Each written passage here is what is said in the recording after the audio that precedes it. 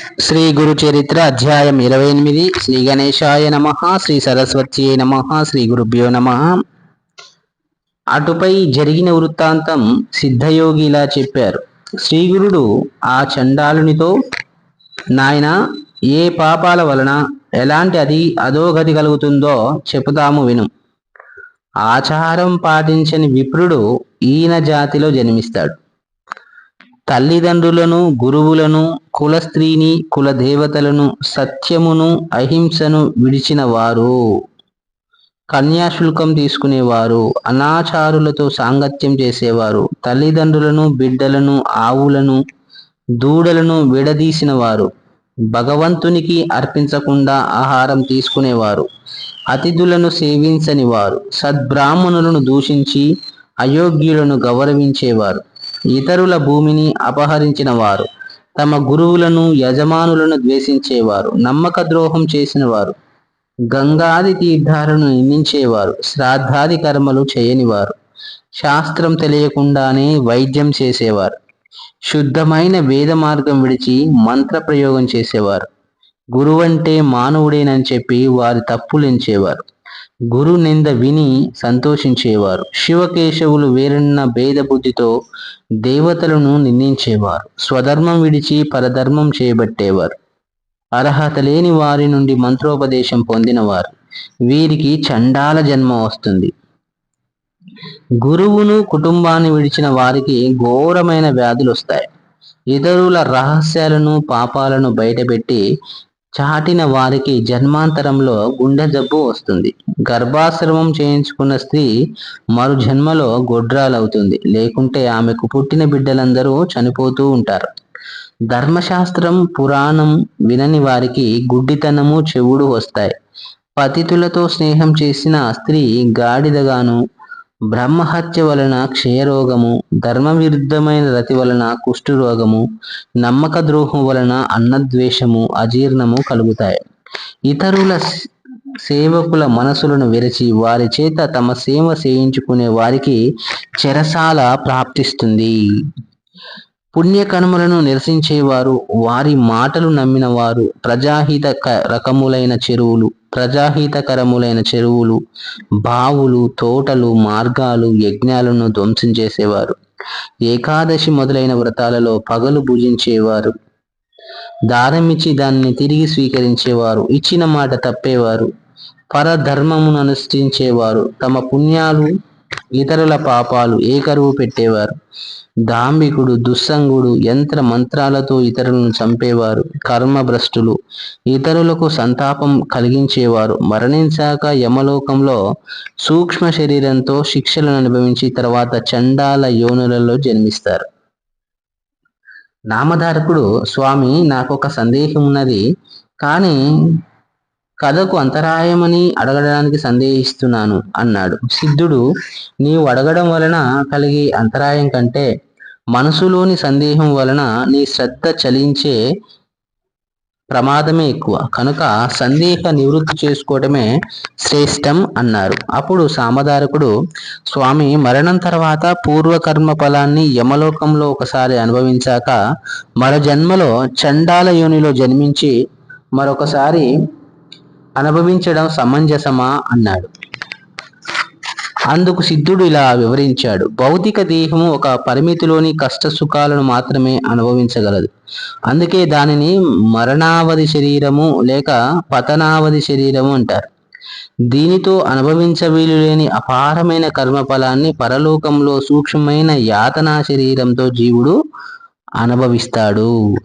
భౌతిక శరీరంతో అనుభవించవలసిన వాటిని మరలా జన్మించి అనుభవిస్తాడు.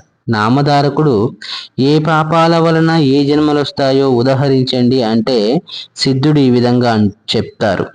ఏమి చేస్తే చండాల జన్మ కలుగుతుందో కొంత చెప్పాను. అంతేగాక క్రోధము, శూద్ర స్త్రీల పట్ల కామాసక్తి, ఎద్దునెక్కుట, అల్లము ఆకులు మొదలైన రస వస్తువులను, వేదాలను అమ్ముట, భగవదర్పితంగాని ఆవు పాలు త్రాగుట, నిషిద్ధానము, దుర్మార్గుల నుండి దానము స్వీకరించడము, ఇతరుల జీవనాధారం అపహరించబడము, సంధ్యాకాలంలో నిద్రించడము బ్రాహ్మణుడికైనా మరు జన్మలో చండాల జన్మ కలిగిస్తాయి.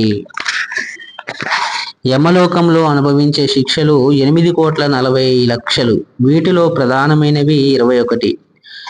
పాపి మరణించగానే యమభటులు వాడి ప్రాణాలను యాతనా శరీరంలో బంధించి అడుగుబెట్ట వీలులేని భయంకర మార్గంలో తీసుకుపోతారు. వాడు ఆకలి దప్పుల వలన నడవలేక నడుస్తుంటే యమభటులు వాణ్ణి భయపెడతారు. వాడు మూర్ఛపోతే వాణ్ణి లేపి చీమి నెత్తురు ప్రవహించే వైతరిణి నదిలో ముంచుతూ లాక్కుపోతారు.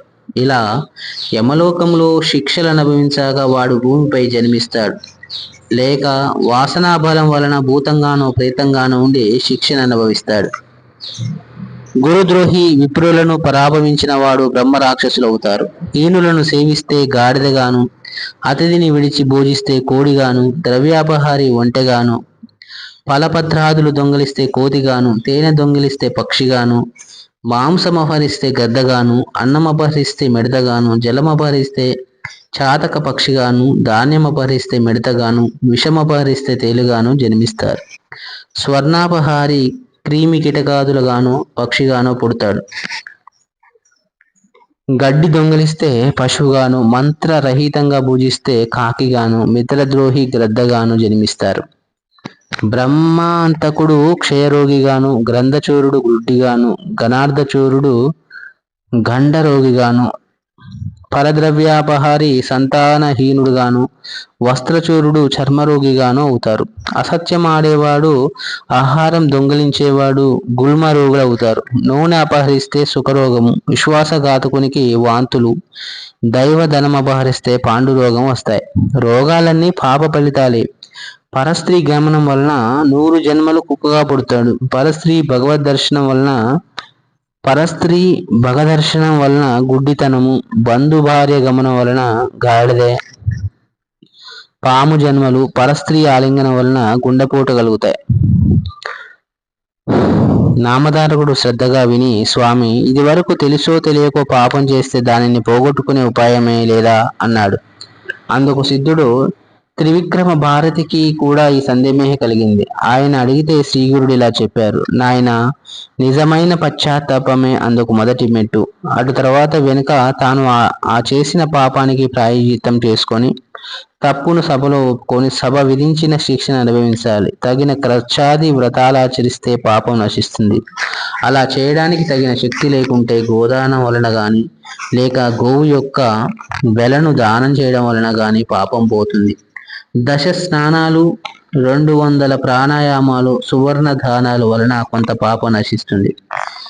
సద్గురు సేవ వలన మాత్రం మహాపాపాలు కూడా మటు మాయమవుతాయి. అంతటి సాధనం ఇంకొకటి లేదు. ప్రజాపాత్య కృత్యం అంటే మొదటి 3 పగళ్ళు, తర్వాత 3 రాత్రుల యందు మాత్రమే భుజించాలి. తర్వాత 3 రోజులు అయాచితంగా వచ్చినదే భగవత్ ప్రసాదంగా తింటూ ఉపవసించాలి. మరి 3 రోజులు పూర్తి ఉపవాసం చేయాలి.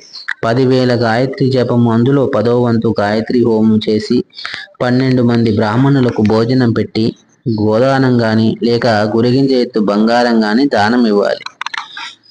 శుక్ల పాడ్యమి నాడు ఒక ముద్దతో మొదలుపెట్టి పూర్ణిమ వరకు రోజుకొక ముద్ద పెంచుకుంటూ రావాలి. పౌర్ణమి నాడు 15 ముద్దలు భుజించాక మరలా రోజుకొక ముద్ద తగ్గించుకుంటూ వచ్చి అమావాస్య నాడు ఉపవసించాలి. ఇలా చంద్రకళను అనుసరించి భుజించడము చాంద్రాయణ వ్రతం. అసలు పగలు 12, రాత్రి 15 ముద్దలు తీసుకొనడమే ఆరోగ్యానికి మంచిది. స్వల్ప భోజనమో లేక పాలు మాత్రమో మాంసం సేవిస్తే పాపశుద్ధి కలుగుతుంది. మారేడు దళాలు, రావి మండలు, పద్మాలు మొదలైనవి నీటిలో వేసి స్నానం చేస్తే కొంత పాపం నశిస్తుంది. గంగా స్నానము, రామేశ్వరంలో సముద్ర స్నానము, పుణ్యక్షేత్రంలో అనుష్ఠానం వలన కూడా పాపాలు నశిస్తాయి. 1,00,000 గాయత్రి జపం వలన మద్యపాన దోషము, 1,00,000 గాయత్రి వలన బ్రహ్మహత్య పాపము, 7 లక్షల జపం వలన స్వర్ణం దొంగిలించిన పాపం పోతాయి. సర్వ పాప నాశనానికి పావమాన సూక్తము 610, ఇంద్రమిత్రము అను 2 సూక్తాలతోనూ, కస్యసూనమనే సునశ్చేప సూక్తాలతోనూ, శంన ఇంద్రాగ్ని అనే శాంతి సూక్తాలతోనూ, త్రిసుపర్ణం, పౌరుషం, నాచికేతం, అగమర్షణం అనే సూక్తాలతోనూ ఒక 6 నెలలు వేద పారాయణ చేస్తే మహాపాపాలు కూడా తొలుగుతాయి. సర్వపాప శాంతి కోసం దర్భసహితమైన తీర్థాన్ని పంచగవ్యాన్ని స్వీకరించాలి. భార్యాభర్తలు ఇద్దరు పాపం చేస్తే ఇద్దరు ప్రాయశ్చిత్తం చేసుకోవాలి. స్వయంగా పాపం చేయకపోయినా పాపుల సహవాసం చేసినా కూడా ప్రాయశ్చిత్తం అనుభవించాలి. నామధారక నిండు కళ్ళు ముంతను ఎంతకాలం గంగా నదిలో పెట్టినా ముంతలోని కళ్ళు బయటకు, నీళ్లు ముంతలోకి ఒక్క చుక్కైనా ఎక్కవు. అలానే భగవంతునిపై భక్తి లేకుండా ఎన్ని ప్రాయశ్చితాలు చేసుకున్నా పాప విముక్తి కలగదు. తర్వాత శ్రీగురుడు ఆ చండాలునితో, నీవు తల్లిదండ్రులను విడిచిపెట్టడం వలన, గురువులను దూషించి వారిని విడిచి వేరే ఉన్నందువలన నీకు ఈ చండాల జన్మ లభించింది. నెల రోజులు సంగమంలో స్నానం చేస్తే క్రమంగా శుద్ధుడవై వచ్చే జన్మలో సద్బ్రాహ్మణుడిగా జన్మిస్తావు అని చెప్పారు. అప్పుడు చండాలుడు, స్వామి, మీ కటాక్షం అనే గంగా ప్రవాహం వల్ల నేను పాప విముక్తుడనయ్యాను. మానస సరోవరంలో మునిగిన కాకి అంశగా మారినట్లు, పరశువేదిని త్రాకిన ఇనుము బంగారమైనట్టు మీ దర్శనం వలన పవిత్రుడనై నాకు ఇవన్నీ ఎందుకు పవిత్రుడనైన ఇవన్నీ ఎందుకు? నాకు జ్ఞానం కలిగేలా మీరు అభిమంత్రించి నన్ను విప్రులలో చేర్చండి అని వేడుకున్నాడు. శ్రీగురుడు, పూర్వపాప కర్మ ఫలితంగా ఇలాంటి రక్త మాంసాలు పంచుకొని పుట్టి పెరిగిన నీకు అదెలా సాధ్యమో? పూర్వం విశ్వామిత్రుడు బ్రహ్మర్షిని అనిపించుకోవాలని కొన్ని వందల కొద్ది సంవత్సరాలు మహా తపస్సు చేసి తనకది ప్రసాదించమని ఇంద్రాది దేవతలను కోరాడు. ఆ పని వశిష్ఠ మహర్షి వలన కావాల్సిందే గాని తమ వల్ల కాదని ఆ దేవతలు చెప్పారు. అప్పుడు అతడు వశిష్ఠ మహర్షిని ఆశ్రయించగా ఆయన అది సాధ్యపడదని చెప్పారు. అందుకు విశ్వామిత్రుడు కోపించి వశిష్ఠుని 9 కొడుకులను చంపాడు. వశిష్ఠుడు అతనిని శిక్షించలేదు గాని అతడు బ్రహ్మర్షి అని మాత్రం అంగీకరించలేదు.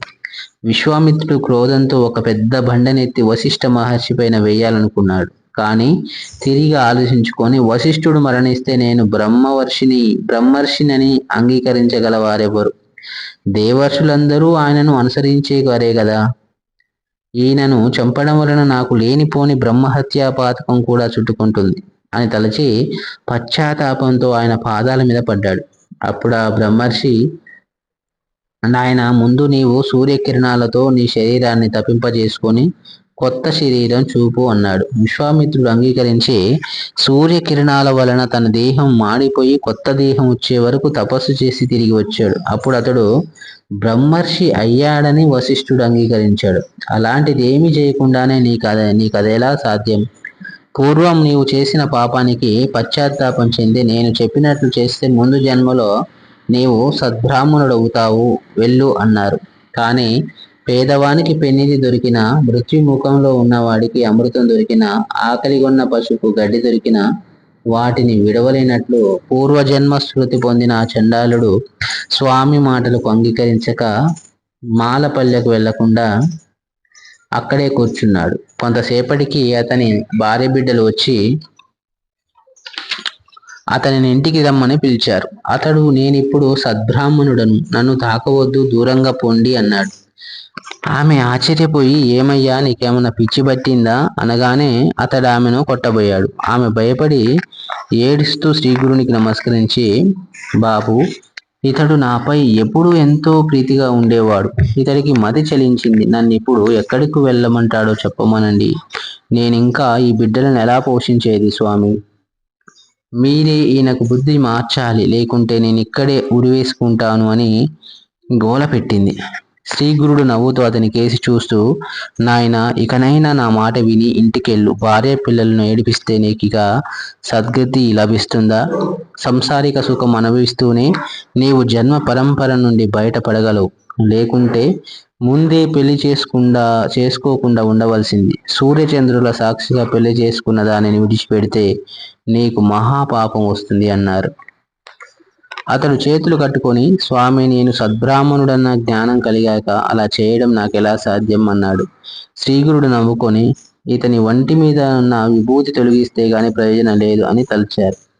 ఆయన ఒక శిష్యుని పిలిచి ఒక శ్రీమంతుడు పిసినారి అయిన బ్రాహ్మణుని తీసుకుని రమ్మని పంపారు. అతడు గ్రామానికి వెళ్ళి ధనాశతో వాణిజ్యం చేసుకుంటున్న ఒక పిసినారి బ్రాహ్మణుని తీసుకొచ్చాడు. అతడితో, స్వామి, నాయనా, నీవు ఇతనికి స్నానం చేయించు, అప్పుడు ఇతనికి తిరిగి తన కుటుంబంపై మమకారం మేలుకొంటుందని ఆదేశించారు. వెంటనే ఆ వ్యక్తి కుండతో నీళ్లు తెచ్చి పూర్వజన్మ స్మృతి పొందిన ఆ చండాలుని తలపై కుమ్మరించాడు. అతని వంటిపైనున్న విభూతి కొట్టుకుపోయినా వెంటనే అతడు ముందు జరిగినదంతా మర్చిపోయి భార్య బిడ్డలతో, ఇంతకు ముందు కొద్దిసేపు నాకు మతిపోయినట్లయింది, ఇంతకు మీరందరూ ఇక్కడికి ఎందుకు వచ్చారు? నేను ఒంటరినన్న భయం మీకెందుకు? ఇది పగలే కదా అన్నాడు. వారు జరిగినంతా చెప్పారు. అతడు వారితో కలిసి ఇంటికి వెళ్ళాడు. ఆ సన్నివేశమంతా చూచిన వారు ఆశ్చర్యపోయారు. అదంతా చూసి విస్తుపోయిన త్రివిక్రమ భారతి స్వామి, మీరు అతనికి ప్రసాదించిన జ్ఞానం క్షణంలో ఎలా పోయింది అని అడిగాడు. శ్రీగురుడు నవ్వి, అతనికి ఆ భస్మం వలన జ్ఞానం కలిగింది, అది కడిగి వేయగానే తొలగిపోయింది. భస్మ మహిమ అలాంటిది కాబట్టే శివుడు దానిని ధరిస్తాడు. దానికి తోడు ఆ భస్మానికి మహాత్ముల స్పర్శ ఉంటే మరింత ప్రభావితమై బ్రహ్మజ్ఞానాన్ని కూడా ప్రసాదించగలదు అన్నారు. అప్పుడు త్రివిక్రమ భారతి భస్మ మహిమ గురించి వివరించవలసిందిగా శ్రీ గురుణ్ణి ప్రార్థించాడు. శ్రీ దత్తాయ గురవే నమః. శ్రీపాద శ్రీ వల్లభాయ నమః. శ్రీ నృసింహ సరస్వత్యై నమో నమః.